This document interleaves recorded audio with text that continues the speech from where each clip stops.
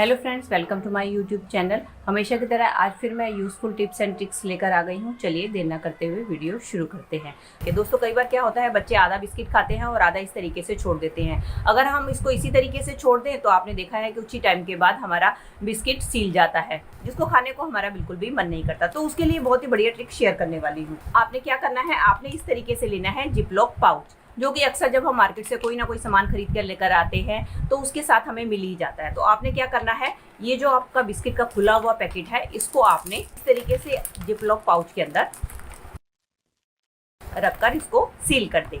इस तरीके से अगर आप अपने बिस्किट को स्टोर करके रखेंगी तो आपका बिस्किट बिल्कुल भी सिलेगा नहीं। चलिए फ्रेंड, बढ़ते हैं अगली टिप की तरफ। मेरी अगली टिप होने वाली है खीरे को लेके। दोस्तों खीरा खाना तो हम सबको पसंद होता है, लेकिन कई बार क्या होता है, जैसे ही हम खीरा खाने लगते हैं तो हम देखते हैं कि हमारा खीरा जो है कड़वा निकल आया है। तो कड़वा खीरा खाना किसी को भी अच्छा नहीं लगता। तो मैं आपके साथ 2 ट्रिक शेयर करने वाली हूँ, जिसकी मदद से आप खीरे को कट करेंगे तो आपका खीरा बिल्कुल भी कड़वा नहीं निकलेगा। तो उसमें से पहली ट्रिक तो ये है कि जब भी आप खीरे को कट करें तो आपने क्या करना है, इसको बीच में से आपने कट करना है। इस तरीके से आप जब बीच में से खीरा कट करेंगे तो आपका खीरा जो है कड़वा नहीं निकलेगा। और अगर आपका खीरा कड़वा निकलता है तो उसके कड़वेपन को दूर करने का बहुत ही आसान तरीका आपके साथ शेयर करने वाली हूँ। उसके लिए आपने क्या करना है, इसका जो ऊपर वाला हिस्सा है इसको आपने थोड़ा सा कट कर देना है।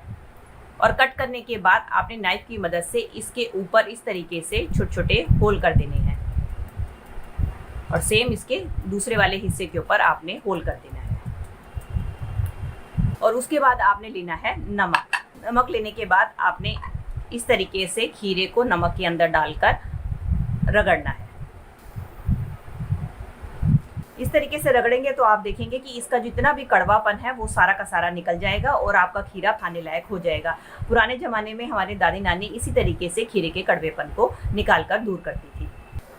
इस तरीके से जब भी आपका खीरा कड़वा निकला है तो आप इस ट्रिक का इस्तेमाल कर सकते हैं। चलिए फ्रेंड, बढ़ते हैं अगली टिप की तरफ। मेरी अगली टिप होने वाली है नींबू के छिलकों को लेके। दोस्तों अक्सर हम नींबू का तो इस्तेमाल कर लेते हैं, लेकिन इनके छिलके फेंक देते हैं। तो आज इनका बहुत ही बढ़िया रीयूज आपके साथ शेयर करने वाली हूँ। तो इसके लिए आपने क्या करना है, आपने लेना है इस तरीके का कांच का कोई भी जार, या आपके पास बॉटल है आप उसका इस्तेमाल कर सकती हैं।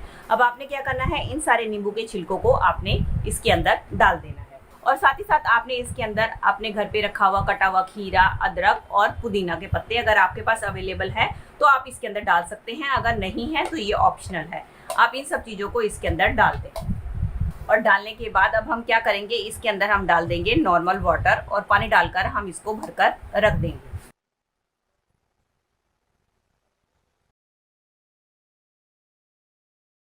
बंद करके पूरी नाइट के लिए इस तरीके से छोड़ देंगे और अगले दिन आप इस पानी का सेवन करें। अब ये हमारा दोस्तों डिटॉक्स वाटर बनकर तैयार हो गया है, जो कि हमने अपने बेकार नींबू के छिलकों से तैयार किया है। आपने इसको पूरे दिन में पीना है नॉर्मल पानी की जगह। जैसे कि आप नॉर्मल पानी पीते हैं, आप नॉर्मल पानी ना पीकर आप इस पानी का इस्तेमाल करें। दोस्तों ये पानी हमारे शरीर के लिए बहुत ही ज़्यादा फायदेमंद होता है। ये हमारे शरीर के अंदर जितने भी टॉक्सिन हैं उनको निकालने में मदद करता है, हमारे कोलेस्ट्रॉल को कंट्रोल करता है और साथ साथ हमारे मेटाबॉलिज्म को स्ट्रॉन्ग करता है। तो आप नॉर्मल पानी पीने की जगह इस वाले पानी का इस्तेमाल करेंगे तो आपके लिए बहुत ही ज़्यादा फायदेमंद होगा।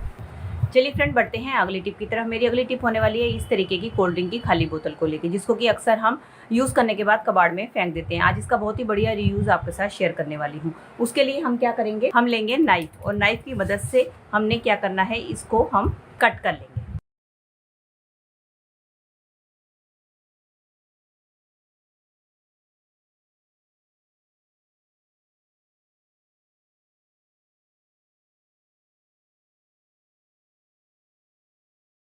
दोस्तों कई बार हमें वॉश बेसिन से बाल्टी भरनी होती है तो उसके लिए हमें पाइप चाहिए होता है, लेकिन कई बार पाइप नहीं होता। तो उसके लिए मैंने बहुत ही बढ़िया जुगाड़ लगाया है। तो आपने क्या करना है, इस तरीके से बोतल को आप अपने वॉश बेसिन के नल के ऊपर लगा दें और उसके बाद आप देखेंगे कि आप इसकी मदद से बहुत ही आसानी से अपनी बाल्टी को भर पाएंगे बिना किसी पाइप के। चलिए फ्रेंड, बढ़ते हैं अगली टिप की तरफ। मेरी अगली टिप होने वाली है चावल को लेके। दोस्तों कई बार क्या होता है, दोस्तों हमारे चावल बच जाते हैं तो हम क्या करते हैं, इनको उठाकर फ्रिज में रख देते हैं। लेकिन फ्रिज में रखने से आपने देखा है कि चावल इस तरीके से आपस में जुड़ जाते हैं, जिसको कि हमारा खाने को बिल्कुल मन नहीं करता और ठंडे चावल हम खा नहीं सकते। तो हम क्या करते हैं, इसको गर्म करने के लिए अक्सर अक्सर किसी पतीले या कढ़ाई में करते हैं, लेकिन जैसे ही इसको कढ़ाई में गर्म करते हैं तो हमारे चावल कढ़ाई के साथ चिपक जाते हैं, जिससे कि हमारे चावल का तो नुकसान होता है, साथ साथ हमारी गैस भी काफ़ी सारी वेस्ट हो जाती है। आज मैं आपके साथ जो टिप शेयर करने वाली हूँ उसकी मदद से आप चावल को गर्म करेंगे तो आपके चावल बिल्कुल नए जैसे बने हुए चावल होते हैं उसकी तरह ही बन जाएंगे। आपको नए चावल बनाने की भी जरूरत नहीं पड़ेगी। इसके लिए लेना है आपने इस तरीके से कैसरोल, और कैसरोल लेने के बाद आपने क्या करना है, इसके अंदर डाल देना है आपने एकदम तेज उबलता हुआ पानी। गर्म पानी डालने के बाद आपने क्या करना है, आपने ये जो कटोरी है चावल वाली, इसको बंद करके आपने अपने कैसरोल के अंदर इस तरीके से रख के इसके ढक्कन को बंद कर देना है और इसको आधे घंटे के लिए इस तरीके से छोड़ देना है। आधे घंटे के बाद देखेंगे तो आपके चावल पहले जैसे बिल्कुल नॉर्मल हो जाएंगे और ऐसा लगेगा कि जैसे कि आपने नए चावल बनाए हैं।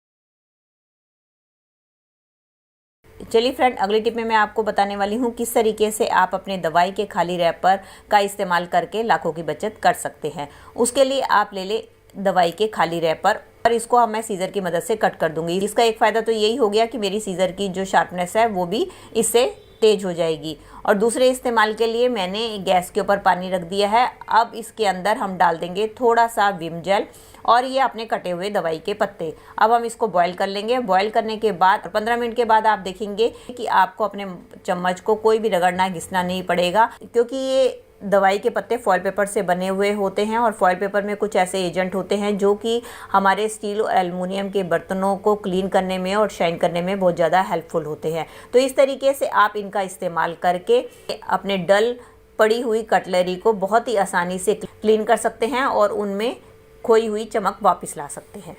चलिए फ्रेंड, बढ़ते हैं अगली टिप की तरफ। मेरी अगली टिप होने वाली है मसाले को लेके।